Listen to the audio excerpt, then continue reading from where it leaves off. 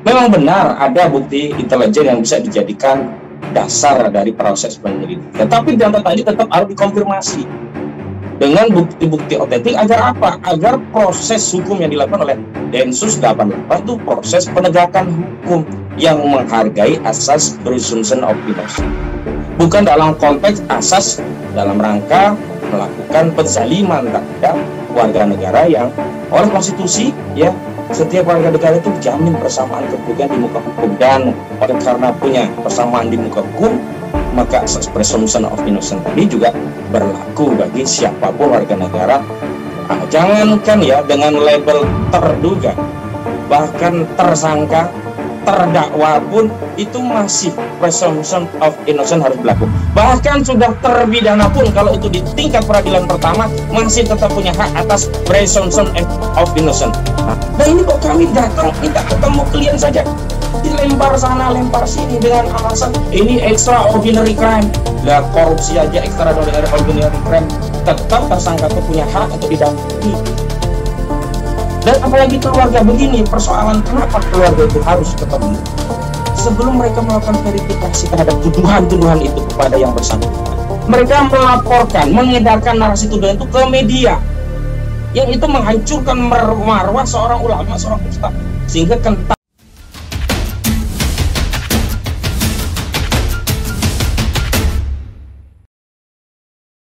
Saya akan langsung saja beralih ke Bang Ahmad Khosinuddin.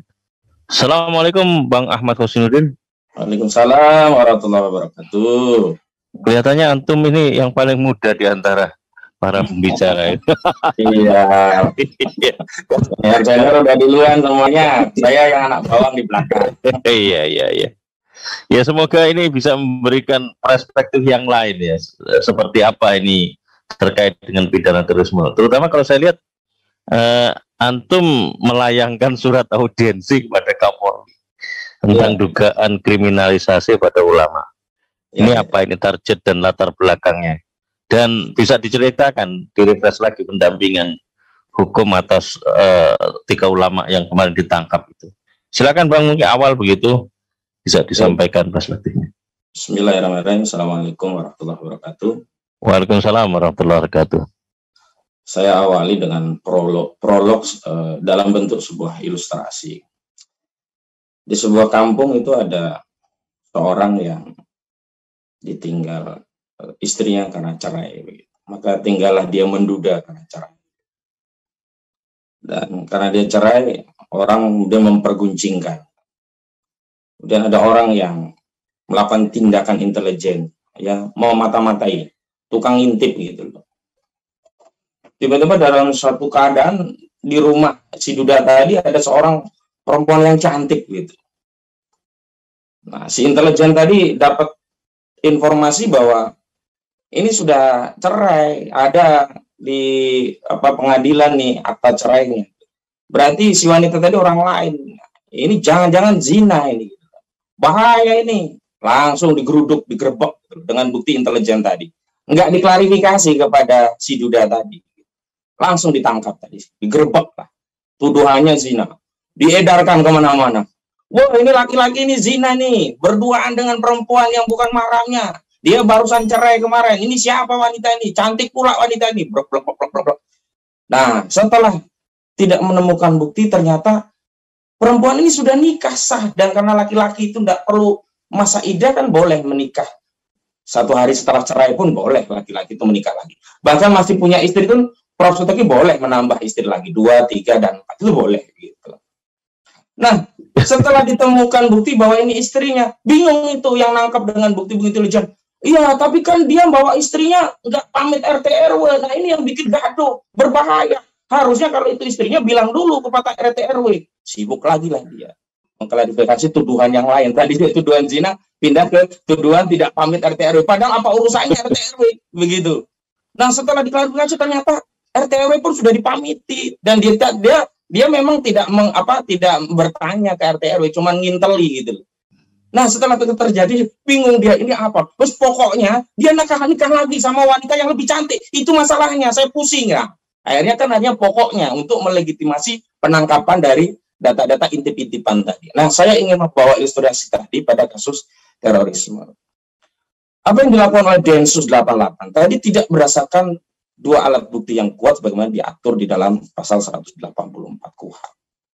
Memang benar ada bukti intelijen yang bisa dijadikan dasar dari proses penyelidikan, tapi data tadi tetap harus dikonfirmasi dengan bukti-bukti otentik agar apa? Agar proses hukum yang dilakukan oleh Densus 88 itu proses penegakan hukum yang menghargai asas presumption of innocence.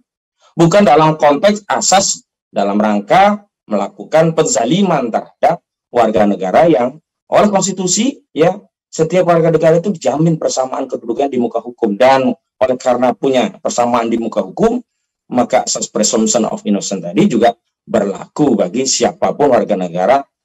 Jangankan ya dengan label terduga, bahkan tersangka, terdakwa pun itu masih presumption of innocence harus berlaku. Bahkan sudah terpidana pun kalau itu di tingkat peradilan pertama masih tetap punya hak atas presumption of innocence.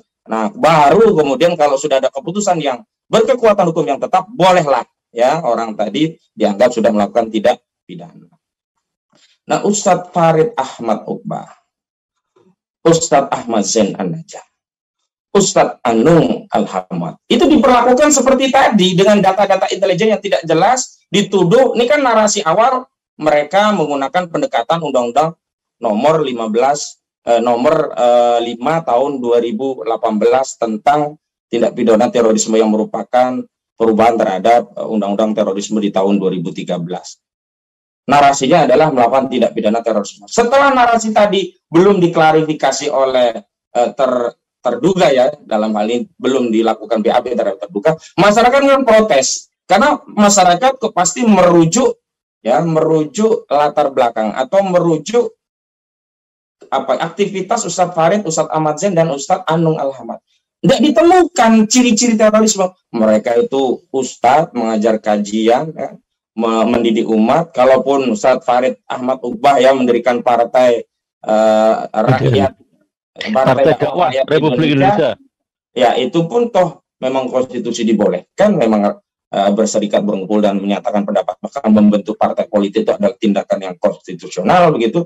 Tidak pernah ada kabar Ustadz Farid itu ngebom, tidak pernah ada cerita Ustadz Ahmad Zain itu misalkan nodong dengan pistol, tidak pernah Ustadz Anung Al-Hamad itu misalkan teriak-teriak di pengadilan, teriak-teriak di di tengah pasar dengan menggunakan senjata bawa golok. Tidak ada aktivitas teror tadi.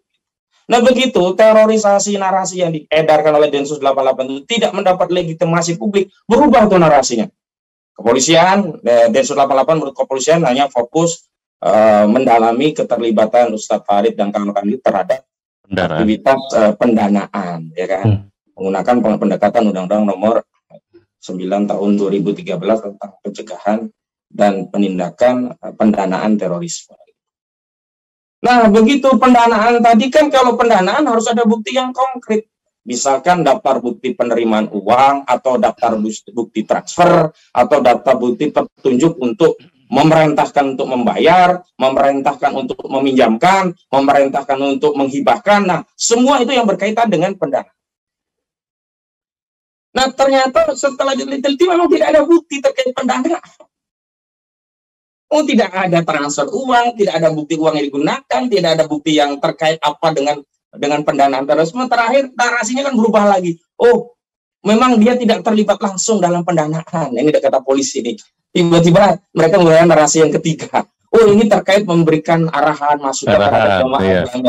Ya, seperti cerita tadi yang saya ceritakan di RT tadi lah, ada orang tadi. Yaitu kerjaan Densus. Nah, yang menjadi soal adalah sebelum mereka melakukan verifikasi terhadap tuduhan-tuduhan itu kepada yang bersangkutan, mereka melaporkan, mengedarkan narasi tuduhan itu ke media, yang itu menghancurkan marwah seorang ulama, seorang ustadz, sehingga kental stigma, oh ulama ini teroris, oh pondok pesantren Al-Islami Islamic Center itu teroris, oh Ustadz Anung itu teroris, oh Ustadz Ahmad Zain itu teroris. Nah, ini kan yang menyakitkan.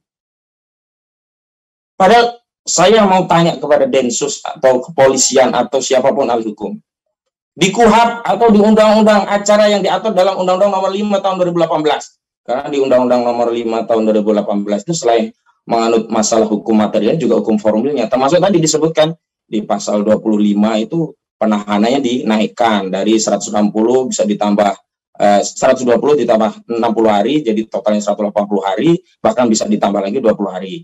Di tingkat terduga di pasal 28 diatur 14 hari bisa ditambah lagi 7 hari, totalnya 21 hari. Ya benar itu, kalau mau direndam kewenangan di penyidikan sejak terduga sampai tersangka itu ya bisa 270 hari tadi gitu. Paling enggak ya setengah tahun lah orang direndam dengan status tersangka yang belum dibuktikan di pengadilan. Nah, di dalam hukum acara KUHP dan juga Undang-Undang 5 2018, saya tanya, ini ada Profesor Tokin juga, ada nggak perintah dalam undang-undang itu ya, penyidik itu mengabarkan proses perkembangan penyelidikan itu kepada media? Tidak ada satupun pasal yang memerintahkan kepada penyidik untuk mengabarkan perkembangan penyelidikan kepada media. Yang ada dia lapor jaksa.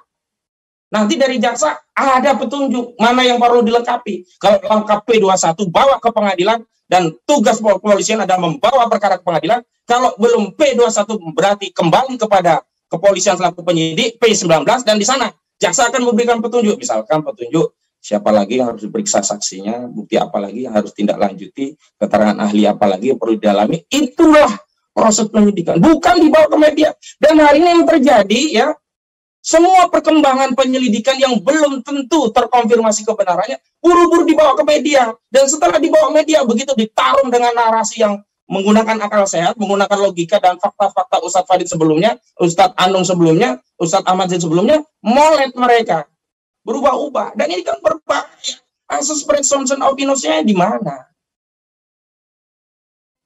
Dan yang lebih berbahaya adalah beberapa diskusi oleh petinggi Densus dan orang-orang BNPT itu tidak lagi, ya termasuk dari kepolisian, tidak lagi menggunakan ilustrasi-ilustrasi. Orang semuanya udah tahu, kenapa? Ditangkapnya ada kamera ya, beredar di mana-mana. Jadi yang dimaksud terduga-terduga tadi tidak relevan karena orangnya sudah kelihatan. Oh, itu Ustadz Ahmad Farid Ahmad Ubah, Ustadz Ahmad Zain An-Najah, Ustadz Anung Alamat. Jadi tidak ada lagi yang namanya presumption of innocence. Ini gara-gara apa? Kebiasaan kepolisian membawa proses penyidikan itu dilaporkan kepada media, bukan kepada jaksa gitu. Kalau memang ada fungsi untuk humas itu fungsi umum saja, tidak masuk ke detail perkara. Nah, kalau detail perkaranya keliru, apalagi sekali lagi apa yang disampaikan oleh kepolisian itu adalah narasi sepihak. Misalkan kekuatan daripada narasi itu dibuktikan dari keterangan saksi-saksi sebelumnya, dari bukti-bukti yang mereka peroleh, dan bukti-buktinya itu dari keluarga loh, itu diambil bukan dari tersangka, dan tidak ada berita acara ya, berita acara penyitaan barang bukti dari keluarga, itu diambil-ambil aja tuh barang. Makanya kalau orang mencuri itu saya katakan orang yang mengambil barang sebagian atau seluruhan milik orang lain ya, tanpa izin pemiliknya. Nah kalau ini mengambil barang milik orang lain di depan pemiliknya tanpa izin, itu ngerampok. Nah itu, masa proses penegakan hukum cari barang buktinya dengan ngerampok? Kan ngaco ini. Nah karena persoalan itulah ya, kita ini prihatin. Dan kami juga tidak mau bernarasi sepihak, sebagaimana Densus 88 bernarasi sepihak. Atas dasar itulah kemudian kami mengajukan surat audiensi kepada Kapolri, dan kami minta kepada Kapolri dalam audiensi tadi menghadirkan kepala detasemen khusus 88 anti teror agar jelas persoalan ini gitu loh. Tidak ada framing, baik framing oleh kepolisian atau kalau itu mungkin muncul dari kami, kalau kami keliru ya bisa diklarifikasi oleh Pak Sigit Listio Prabowo, dan kalau Densus yang keliru bisa juga kami klarifikasi. Ada temuan-temuan. Contoh yang menarik ini Ustaz Slamet, itu kan yang saya marahkan, penyidik Densus itu masuk ke ruangan muslimah, yang muslimah itu santriwati itu ya biasalah kan itu di ruang private kan, jadi tidak menutup aurat, jadi kelihatan auratnya. Dan ternyata setelah geger ya, press conference kita lakukan sehari pasca penangkapan, dikirim utusan Densus 88 penyidik lah ke pondok pesantren Al-Islami itu untuk menanyakan klarifikasi kebenaran masuk ke ruangan santri itu. Jadi mereka ada titip salam dari Pak Kapolri. Jadi ada atensi untuk menanyakan. Kemudian mereka mengirimkan surat-surat penangkapan baru disusulkan begitu. Artinya begini, kalau kita tidak protes bisa jadi keadaan seperti ini biasa saja. Tapi karena protes, maka saya apresiasi Pak Kapolri yang mengirim utusan untuk menanyakan benar tidak itu ada pencederaan marwah muslimah yang dilakukan oleh anggota kepolisian dalam hal ini Densus 88. Gak boleh diulang itu, marah kami umat Islam. Nah, atas dasar itu sebenarnya kami itu pengen menegakkan hukum, bukan untuk mencari menangnya sendiri gitu. Dan dalam proses akses penegakan hukum kami kan berulang kali katakan, loh, kalau mereka mau nangkap suka-sukanya, monggo silahkan. Mau menahan suka-sukanya, monggo silahkan. Mau nahan sampai 120 hari, 180 hari, itu kewenangan mereka digunakan secara sewenang-wenang, monggo silahkan. Tapi beri akses kepada siapa? Advokat dan keluarga. Tidak ada satupun pasal di KUHP atau di Undang-Undang 5 2014 yang menghalangi akses tersangka pada pengacara. Bahkan di KUHP tegas, di pasal 54 ditegaskan bahwa seorang dengan kedudukan sebagai tersangka dan terdakwa itu berhak ya mendapat pendampingan dari advokat pada semua tingkat proses penyidikan. Nah ini kok kami datang minta ketemu klien saja, dilempar sana lempar sini dengan alasan ini extraordinary crime. Lah korupsi aja extraordinary crime, tetap tersangka itu punya hak untuk didampingi gitu. Dan apalagi keluarga begini, persoalan kenapa keluarga itu harus ketemu? Karena kita khawatir nih, Cak Selamat ya, Ustaz Selamat,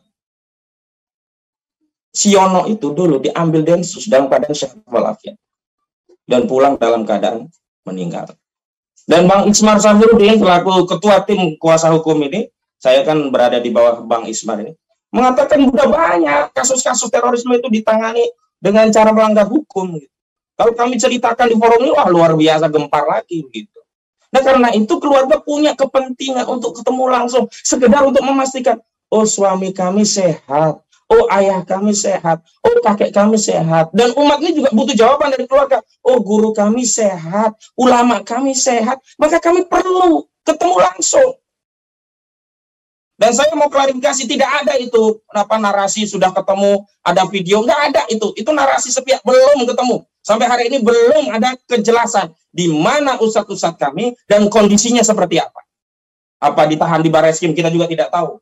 Apa kondisinya sehat atau bahkan sedang kena COVID-19, kita juga tidak tahu. Karena itu kita juga mau tanya kepada Pak Kapolri selaku pucuk pimpinan. Syukur di dalam audiensi tadi kami diberi akses melalui atensi Pak Kapolri agar pengacara dan keluarga diizinkan ketemu saja. Oke, silahkan menegakkan hukum, tapi kami ingin ketemu untuk memastikan bahwa ulama kami sehat, untuk memastikan bahwa ulama kami tidak didakwa dengan pasal-pasal yang tidak sesuai, tidak relevan. Karena siapa yang bisa jamin kalau di BAP tanpa didampingi pengacara? Oh ada itu beredar video anak-anak kan dipaksa mengaku karena dia sakit ya, karena dihajar kan dalam penyidikan. Akhirnya dia ngakui sesuatu yang tidak diakui gitu. Dan itu tidak mustahil terjadi kepada ulama-ulama kita gitu. Dan ini Pak Kapolri yang kita tuju, karena Pak Kapolri saya kira benar tadi kata Pak Taufik, cukup punya kredibilitas lah memimpin dengan gaya kepemimpinan yang egaliter dan dapat diterima di semua pihak. Bahkan kemarin dalam press conference yang kami lakukan, Bang Egy juga memberikan satu presiden baik dari Pak Listio Sigit Prabowo saat menjabat Kapolda Banten, dapat diterima di sana meskipun ada friksi, tapi itu bisa diatasi. Dan dalam hal ini kami juga pengen Pak Kapolri juga mengambil sikap yang sama. Karena kami khawatir. Karena yang ingin ditangkap itu semuanya ulama, narasinya selalu dikaitkan dengan hal-hal yang berkaitan dengan Islam. Misalkan kalau di kasus di Lampung itu kan yang dikaitkan masalah amalan sedekah, jihad, sedekah amal soleh melalui kain celeng, itu dipersoalkan, dikatakan sebagai narasinya untuk mendanai tindakan terorisme. Kemudian di Ustadz Farid itu meningkat, dakwahnya dipersoalkan. Dakwah melalui apa? Kegiatan beliau mendirikan Partai Dakwah Rakyat Indonesia yang dianggap sebagai kamuflase untuk bungker anggota-anggota ex-Jamaah Islamiyah begitu. Kami kan nggak mau kemudian ada narasi yang mengatakan, oh ini Pak kepolisian di bawah Pak Jenderal Listio Sigit Prabowo itu anti-Islam gitu loh, memusuhi umat Islam. Kita kan nggak mau, bahkan kita juga nggak mau kepolisian secara umum kemudian dinarasikan atau dipersepsikan publik anti ulama. Nah ini yang perlu kami klarifikasi langsung, dan kami butuh jawaban langsung dari Pak Listio Sigit Prabowo, karena sampai hari ini belum ada statement dari Pak Listio Sigit Prabowo. Yang ada hanya narasi sepihak tentang perkembangan kasus yang itu juga dikarang-karang oleh Densus 88. Siapa yang bisa menjamin? Kenapa? Karena itu sepihak, tidak ada backup dari pengacara yang hadir begitu. Kalau tadi mereka gelar perkara sendiri, ya tadi gelar perkaranya orang tukang ngintip-ngintip tadi. Seperti yang saya ilustrasikan tadi, ada seorang duda kawin lagi tadi, tidak ditanya dulu ke dudanya tadi, benar nggak itu istri Zina enggak, tapi langsung tuduh, press conference, tuduh, press conference. Begitu gagal, salah, ganti narasi lagi. Enggak begitu cara penegakan hukum. Dan yang paling, ya mohon maaf, ini Profesor Suteki mungkin melihat ini gengsi. Iya, ini gengsi sebagai advokat ya. Kita sudah berulang kali katakan, ketentuan pasal 5 ayat 1 Undang-Undang nomor 18/2003 tentang advokat itu kedudukannya sama dengan polisi, jaksa, dan hakim, penegak hukum. Lalu bagaimana mungkin seorang advokat yang hendak menegakkan hukum dihalangi untuk bertemu dengan kliennya? Ini mau menegakkan hukum atau mau melakukan penzaliman terhadap ulama? Itu kan pertanyaan. Dan kalau memang narasinya adalah penegakan hukum, ya biarkan saja akses advokat. Kalau memang fungsi advokat itu membela, fungsi penyidik itu mencari bukti-bukti untuk menguatkan persangkaannya, fungsi jaksa itu menuntut, fungsi hakim barulah mengadili.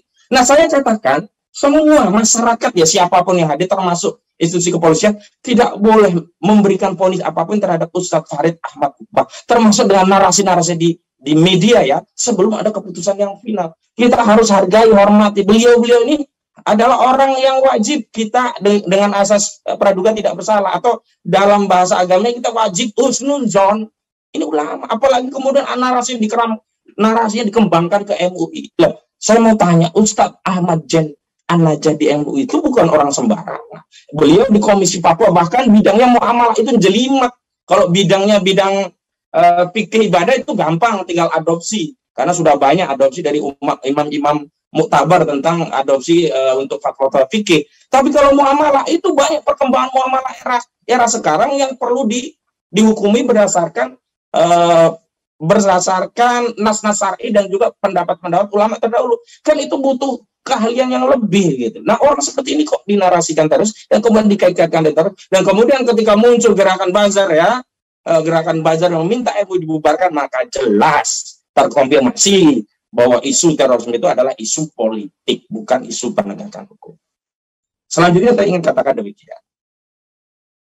Kepada Pak Jokowi selaku komandan ya, tadi primus inter pares deh, sebuah tanggung jawabnya ya presiden, nggak bisa kemudian kita menuntut pembubaran kalau tidak diizinkan presiden juga nggak jadi begitu.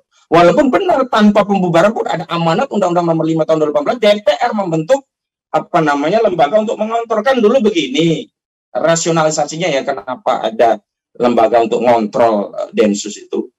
Karena kewenangannya ditambah, perlu ada penyeimbang, ya dikontrol agar tidak abuse of power. Nah, ini kewenangannya ditambah, dipergunakan, dijalankan secara semau-maunya Densus, kontrolnya tidak ada. Paling kontrolnya melalui kita inilah diskusi ini kontrolnya. Tapi lumayan lah saya lihat pada kasus 3 ulama ini, kontrol-kontrol yang kita lakukan cukup memberikan hasil lah. Beda sekali dengan sebelumnya yang memang semua. Karena kita juga sebenarnya menunggu ya, mencari pola untuk membela ulama-ulama kita. Karena selama ini kita memang terpaksa mengikuti rule-nya. Coba kalau rule-nya itu ngikutin proses penegakan hukum, habis kita. Lawyer disuruh dampingi kayak kambing congek, kalau nggak boleh ngambil dampingi, sudah dia habis kita. Makanya saya sangat senang dengan keluarga juga dengan Bang Ismar yang setuju dengan metode pembelaan dengan melakukan perlawanan opini dan politik termasuk hukum. Karena ini mengurai masalah ini. Karena sebelumnya terus terang, Cak Selamat, saya juga dapat keluhan dari keluarga-keluarga yang diangkut Densus 88 mungkin 6 bulan yang lalu lah. Saya sudah komitmen mau membela, tapi kalau saya membela caranya perlawanan, nggak bisa cuma ikut dampingi, diam di pengadilan, enggak, karena itu hanya melegitimasi proses terorisme yang mereka lakukan. Tapi kotornya memang keluarga khawatir, karena khawatir nanti kalau kita melawan, nah, tersangka yang makin ditekan oleh Densus, dan terbukti di kasus istri keluarga yang entah istrinya siapa, Bang Isbar cerita, setelah kita melalui media sempat ada tekanan dari orang ya diduga itu dari Densus agar tidak melakukan pernyataan-pernyataan yang kontraproduktif, kira-kira begitu. Nah, ini kan berarti memang kita sedang memperjuangkan kebenaran, itu memang banyak perlawanan. Dan agar ya praduga ini sebenarnya kuncinya sederhana. Kalau praduga ini tidak menjadi liar, saya minta kepada Pak Jenderal Sigit Prabowo, ayolah kita audiensi, nanti ada ulama yang datang. Kita clearkan, kita mau bareng-bareng membangun negara ini. Saya bukan tidak setuju terorisme harus diberangus, setuju, sampai akar-akarnya setuju. Tapi jangan salah target. Ulama yang sedang mengajarkan umat, mendidik umat ini dengan kebaikan, dengan agama, justru di target teroris itu yang keliru. Kita ini umat Islam di Indonesia sudah kehilangan banyak ulama gara-gara pandemi COVID-19. Sudah nggak kehitung. Di lingkaran saya itu udah banyak ulama-ulama yang meninggal karena diambil oleh Allah karena pandemi COVID-19. Nah, ini ada yang masih hidup yang bertahan, jangan diambil oleh Densus 88. Kita butuh ulama ini ada di tengah-tengah kita, mengajarkan agama di tengah-tengah kita. Lah kalau diambil begini, berapa umat yang kehilangan guru, kehilangan ilmu, kehilangan pencerahan, dan bagaimana nanti umat ini bisa sesat semua kalau tidak ada petunjuk dari ulama. Begitu, Cak Slamet. Iya, terima kasih Jazakallah khairan kepada Bang Ahmad Khosinuddin sampai dengan titik terakhir kata-kata yang beliau menyampaikan perspektifnya. Saya kira memang harus dikawal ya, karena ini kan bagian dari kontrol terhadap berbagai kebijakan, baik kebijakan yang dijadikan referensi dalam bentuk produk aturan berbagai norma maupun dalam konteks law enforcement atau penegakan hukumnya. Saya akan langsung saja berikan kesempatan satu persatu ya untuk bisa menanggapi para pembicara. Silakan Bang Ahmad Khosinuddin. Ya, saat saya ikut aksi bela ulama di kantor DPRD Kota Solo, kebetulan saya diberi kesempatan pertama untuk orasi. Saya sampaikan bahwa sikap kita sebagai seorang muslim dalam menghadapi persoalan ini adalah kita ini saudara. Kita ini saudaranya dari Ustadz Farid Ahmad Toba. Kita ini saudara dari Ustadz Ahmad Zain An-Najah. Kita ini saudara dari Ustadz Anung Al-Hamad. Maka dalam orasi itu saya sampaikan pengantar innamal mu'minuna ikhwah. Jadi kita ini ya bersaudara. Dan hadis Rasulullah SAW tegas mengatakan al-muslimuna akhul muslim la yazlimuhu wa la yuslimuhu wa la yahduluhu. Seorang muslim adalah saudara bagi muslim yang lainnya, tidak boleh menzalimi, menyakiti, apalagi menyerahkannya kepada musuh. Maka siapapun kita dengan latar belakang apapun kita harus membela, menolong saudara kita. Jadi tidak relevan lagi latar belakangnya apa. Baik dari manapun, mau dari Muhammadiyah, Nahdlatul Ulama, Persis, Al-Irsyad, Al-Wasiliyah, Hidayatullah, HTI, EPI, semua itu saudara muslim. Karena kita diikat dengan akidah la ilaha illallah Muhammadur Rasulullah, bukan diikat dengan ikatan-ikatan organisasi. Adapun ikatan organisasi itu adalah bentuk ya operasional dalam rangka melaksanakan aktivitas dakwah di tengah-tengah umat. Tapi aktivitas organisasi tadi tidak menghilangkan atau menasah atau menghapus ikatan persaudaraan kita sebagai seorang muslim. Jangan sampai ada sikap batin kita, oh yang penting bukan dari organisasi saya, yang penting bukan dari kelompok saya, yang penting bukan dari keluarga saya. Wallahi kalau Anda diam tidak menolong saudara Anda karena ikatan muslim tadi, ikatan persaudaraan Islam, suatu saat pasti ya, singa-singa itu akan menerkam Anda dan keluarga Anda. Karena hari ini semua elemen masyarakat nggak boleh diam tadi. Bagaimana bentuk yang bisa kita lakukan? Ya, sesuai dengan kapasitas kita.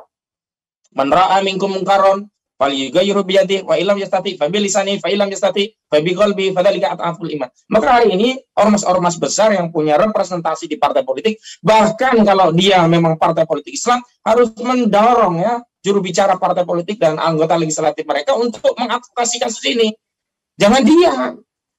Jadi kalau semua bicara, partai politik bicara, organisasi bicara, ulama-ulama bicara, insya Allah mudah-mudahan ini kasus yang terakhir ulama kita ditangkap. Kenapa? Ini akan menjadi presiden suatu saat dan akan mikirnya bukan sekali, ribuan kali. Kenapa? Kalau dia akan melakukan tindakan yang seperti yang dilakukan pada Ustadz Farid Ahmad Toba, ini akan banyak umat Islam yang mengeroyok Densus 88 gitu. Ini yang penting, jangan merasa kita aman, yang penting saya tidak ditangkap, yang penting saya tidak diteror, kemudian cari aman. Itu yang pertama. Yang kedua, membela itu tentu dengan koridor Islam, tidak bisa ngikutin hawa nafsu kita. Seorang muslim itu tidak bebas, dia terikat dengan dalil syara'. Al-aslu fil af'ali litakhidi bi hukmi syar'i. Hukum asal perbuatan hamba itu terikat dengan dalil syara'. Maka cara membelanya kita juga dengan rujukan dalil syara', karena prosesnya adalah proses hukum. Pembelaan kita tentu dengan pembelaan hukum itu bagi yang punya akses seperti advokat dan sebagainya. Yang kedua, tentu pembelaan opini dan politik yang itu bisa dilakukan oleh siapapun. Jangan mengambil aktivitas pembelaan yang kontraproduktif. Misalnya tiba-tiba ngebom ya, itu kan bukan pembelaan itu. Justru menterorisasi, membenarkan. Gitu. Dan yang menarik saya ingin katakan bagi umat ini ya, di kasus Farid Ahmad Toba dan di kasus-kasus banyak kasus yang terakhir inilah, Itu kita lawyer-lawyer itu sudah tidak mempedulikan latar belakang. Kalau ada satu kasus ulama dikriminalisasi, ustadz dikriminalisasi, aktivis dikriminalisasi, semua bersuara. Bang Ahmad Midan dari TPM-nya langsung bersuara. Bang Egy Sujana dari TPUA-nya langsung bicara. Bang Herman Kardir dari TPI-nya langsung bicara. Ada KS Sumi langsung bicara. Ada LBH Pelita Umat bicara. Saya ya walaupun baru muda bikin KPAU juga langsung bicara. Semua berbicara, alhamdulillah, tidak melihat latar belakang. Kenapa? Karena ada dua hal yang perlu ditangani. Pertama, pembelaan hukum di pengadilan. Ini mungkin semuanya tidak bisa jalan ya, karena kan ruang peradilan itu kan terbatas. Yang kedua, pembelaan hukum secara opini dan politik. Dan ini memungkinkan semua advokat untuk bicara, memberikan pembelaan. Bahkan ahli-ahli hukum juga bicara. Kemarin misalkan Tengku Nasrullah juga memberikan keterangan yang membela kasus ini. Termasuk Bang Abdul Khair Ramadan, dan semua potensi bisa kita kerahkan untuk membela. Nah, hal-hal ini yang saya kira kalau dilakukan oleh seluruh umat, insya Allah ini punya benefit luar biasa. Kenapa? Karena isu ini sebenarnya isu politik. Begini, kalau isu politik yang digunakan untuk meredam partai politik itu dua. Ya, dengan stick and carrot. Sticknya apa? Dibongkar kasus korupsinya. Pasti pendekatannya dengan undang-undang tipikor. Carrotnya apa? Dikasih kesempatan. Mau jadi Menhan, mau jadi menteri apa, dikasih, selesai. Jadi tidak ada yang kritis dari partai politik. Kalau yang ngelawan dikasih umpan, selesai. Atau kalau macam-macam kasus korupsinya dibongkar, selesai. Nah, kalau sifat kritis itu dari aktivitas dakwah yang diemban oleh umat Islam, yang itu menjadi bagian dari perintah dakwah, itu yang susah untuk dikendalikan. Nggak bisa dibungkam dengan duit. Makanya rata-rata dibungkam dengan terorisasi. Nah, makanya narasi ini juga harus kita pahami sebagai cara untuk membungkam umat Islam, selain untuk mengalihkan persoalan yang sebenarnya. Kasus PCR Luhut bin Sarpanjaitan, kasus PCR-nya Ustadz lagi, si Erick Thohir, ya kan, kasus tentang penanganan pandemi yang kacau balau, utang negara yang 6,7 ribu triliun, dan banyak masalah-masalah lain kan teralihkan. Padahal hari ini yang sedang marak kan kasus PCR. Yang sedang marak itu kan kasus-kasus yang hari ini merongrong legitimasi ke penguasa karena korupsi. Nah, ini berusaha ditutupi, dialihkan kepada persoalan yang sebenarnya bukan masalah. Gitu. Coba siapa yang selama ini diganggu oleh Ustadz Farid Ahmad? Kan nggak ada. Nah, yang terakhir, memang proses ini panjang. Dan saya kira panjang tidaknya tergantung kita. Kalau kita konsisten, insya Allah sebentar. Tapi kalau kita justru ngambil sikap, ya, cari aman, ya, diam, kemudian tidak ikut cawe-cawe, suatu saat Anda yang diam tidak ikut cawe-cawe, itu yang dihajar sendirian. Dan ketika Anda diam tidak cawe-cawe, ditangkap sendirian, Anda juga nggak susah untuk mendapat pembelaan umat. Kenapa? Ketika yang lainnya dizolimi, Anda juga diam. Makanya sekarang saya himbau kepada ulama siapapun, organisasi apapun, untuk bicara membela saudara muslim. Itu perintah Rasulullah, bukan perintah saya. Al-muslimuna akhul muslim. Dan itu juga wujud pembelaan diri kepada Anda dan juga kelompok Anda. Kenapa? Kalau Anda bicara keras, maka ada pesan besar yang Anda sampaikan kepada rezim, Anda jangan macam-macam dengan kelompok saya. Kenapa? Karena Anda akan menghadapi perlawanan. Ini jangan kemudian mentang-mentang nggak diganggu oleh rezim, diam. Bahaya, itu suatu saat diambil. Kenapa? Mereka ini memang mencari. Data-data yang bisa diambil itu banyak mereka. Satu saat pun, kapanpun bisa diambil. Siapapun bisa diambil. Tapi nunggu momentum, nunggu kebutuhan. Karena itu agar data-data tadi tidak bisa digunakan untuk melakukan terorisasi, harus melawan, harus bicara, harus mengkritik, harus membongkar makar-makar rezim ini.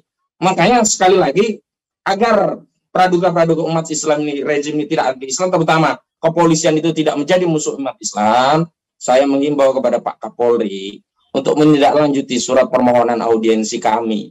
Kami, advokat dan ulama, sudah siap untuk beraudiensi, bertukar pikiran, saling mengklarifikasi, saling mengkonfirmasi, agar narasi terhadap proses penegakan hukum undang-undang teroris itu benar-benar penegakan hukum, bukan narasi yang lain, agar tidak ada lagi praduga bahwa institusi Polri itu justru memusuhi ulama atau memusuhi umat Islam. Demikian dari saya. Assalamualaikum warahmatullahi wabarakatuh. Waalaikumsalam warahmatullahi wabarakatuh. Sudah terdengar suara adzan di tempat saya. Saya sampaikan jazakallahu khairan kepada Prof. Suteki, kepada Bang Ahmad Hosinuddin, kepada Ustadz Ahmad Midan, tadi yang sudah meninggalkan tempat, para pembicara, antara lain Dr.